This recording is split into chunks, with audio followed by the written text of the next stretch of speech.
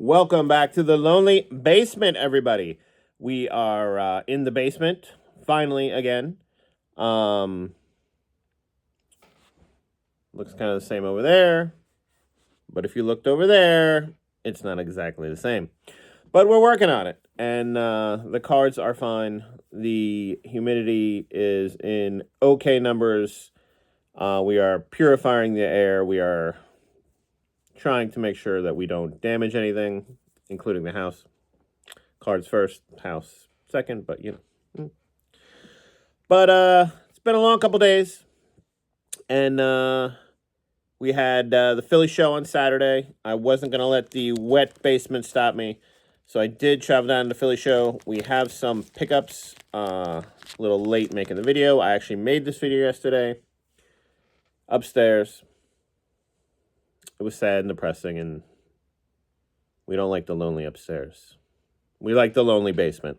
So I said I'm scrapping this video. It was all woe is me and sad, and I couldn't get up for it, even though I had some big pickups. So I had my pickups. I was very excited. Went down to the Philly show. I came home, so got to make my video. I'll go upstairs. I'll make the video. And had a lot of stuff running down here. Still do. It's off for a few minutes. It'll go back on.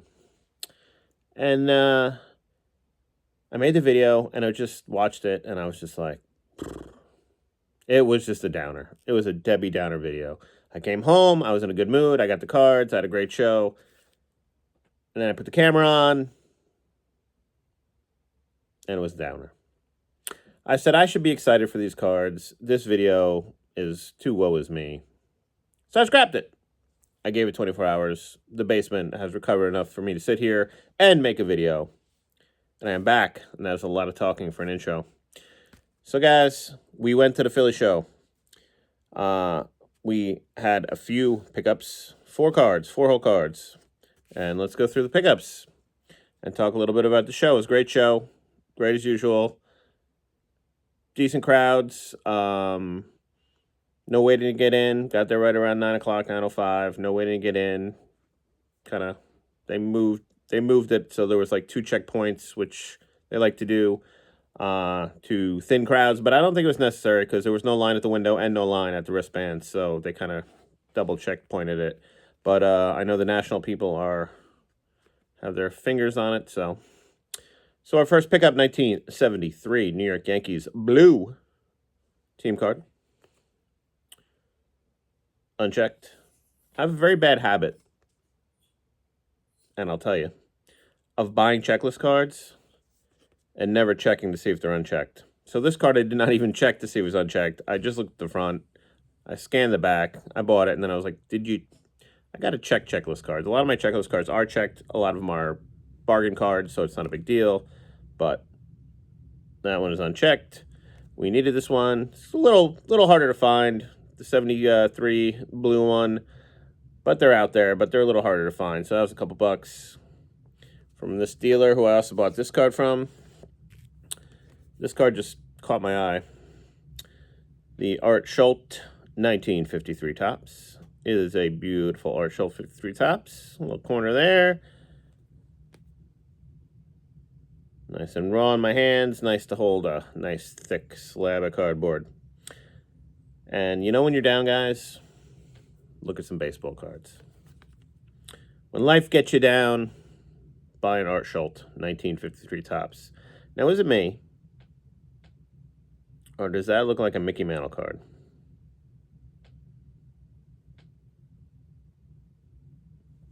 Doesn't it? I don't know. Art's looking a little bit like the Mick there. The stance, the curve of the shoulders, the face. Interesting. Card number 197. This is only a handful of 53s I have, so we are set building the 53s, and that will fit nicely in that collection, into the collection. Then I picked up this one. This is what I've been looking for a while. Right price, right number. Popped up today at the Philly show. 1957 Yankees power hitters. We have Mantle and Yogi. Beautiful. Little OC. That's all right. It is in a 4 if you care. And I actually looked at this exact card from the same dealer at the last Philly show, and it was still there, and it felt like fate. I was supposed to buy it. So we picked it up. Our Yankee Power Hitters, 57 tops. Let's see, hold on. Maybe not so much. He kind of looks like an old Mick there, like a 1968 Mick. Beautiful. It's got one little corner. Other than that, don't see too much wrong with it. And then we bought one other pickup. We also ran into Dan from Dan's Vintage PC. Dan called us out also on his video, so appreciate that, Dan. It was great to see you. Thanks for subbing me up. We had a nice little chat at William Chappell's table about baseball cards and the Yankees. So it was great to see Dan. And I wandered over to Ash's table. Ash, yeah. And I picked up this bad boy. I was looking at a couple cards. And we came home with a big boy card this time to the basement. Big boy card in the basement. We picked up a 1952 Bowman Mickey Mantle. It is in a good, it's good, 2. If you care of such things, it is beautiful. It has all of its glory. There's a little, the reason it's a 2, if you care about these things, like I said, there's a little something on the side here, like a little niche, a little notch, but it's got a wrinkle. But the funny thing about the wrinkle is, and why it looks this nice and it's 2, the wrinkle is right literally on his pinstripe and follows his shoulder.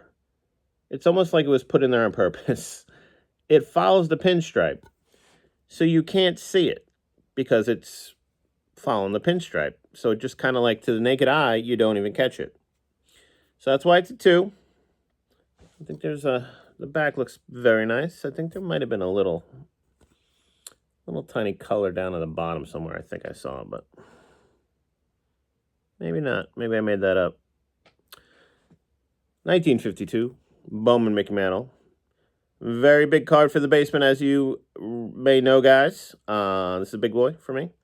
Probably this is my biggest pickup, but price-wise, this year. But if we can keep shopping the way we shop and keep nickel and dime in our team sets, and then maybe 1 of these a year, 2 of these a year, we'll be doing all right. And I'm very excited to have this card in the collection. I'll keep showing it. There he is in all his glory. Mr. Mick. Very excited about that card. Obviously. I had a couple other cards I looked at for how my mind was working. I looked at a Dandy Mantle, which was around the same price, maybe even a little cheaper, but it was a 1.5. And to get a Dandy in a condition I kind of want, you all know how it works, but this card was like a big crease at the bottom, but it's below because it's a top-up shot, so the crease was here, and I was like, And I almost pulled the trigger, but I was like, you know what, I want one a tiny bit better than that, but I guess that's how it always goes. So those are my pickups from the Philly show. Really appreciate all of the people who reached out with their concerns about the basement. I did want to kind of let everybody know there was an issue in the basement.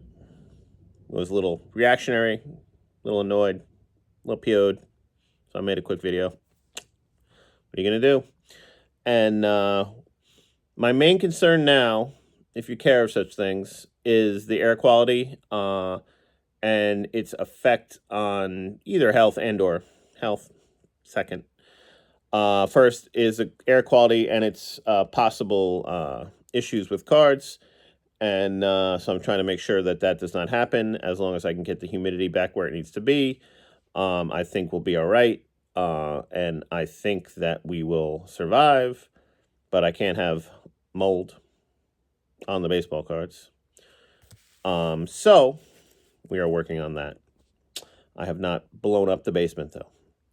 So, guys, those are my pickups from the Philly show, which had a little melancholy feel. Like I said, I was very excited to go to the show, kind of get my mind off things, go to the show, had a great day, bought the cards, came home, went in the house. First thing I did was go down the basement, and then I was kind of like, again. And then I decided, let me get my mind straight, in a better place to make a video.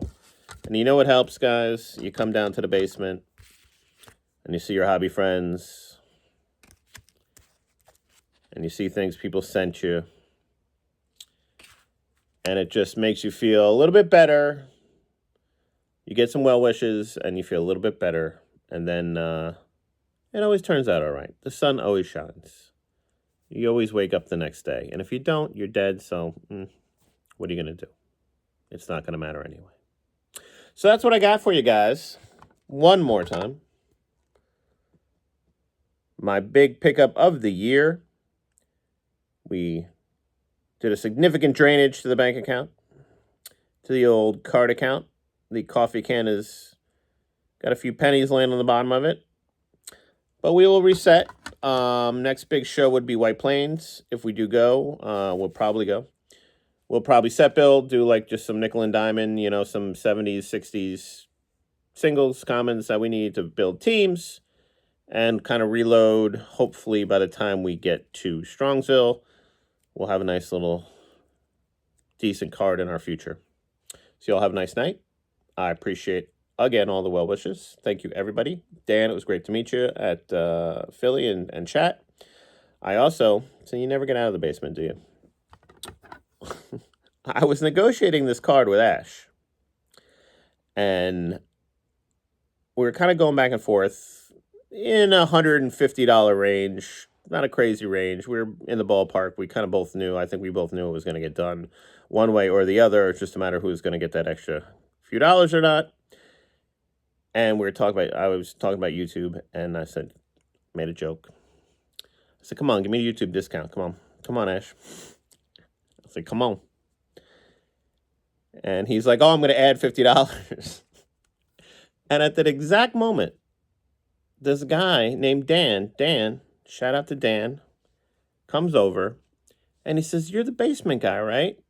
And I said, now I have been recognized once by Dan, and I appreciate that, Dan. And at that exact moment when I'm negotiating the card, he came up and shook my hand and said, hey, I like your stuff, yada, yada. So I looked at Ash and said, I did not plan that. I swear, I did not set up a man to come over here and let everyone know that I am the world famous YouTuber that I am. So Dan got the $50 knocked off, I think. Thank you, Dan. You saved me $50. And Ash, thank you again for the deal on the card. It is beautiful. You all have a great night.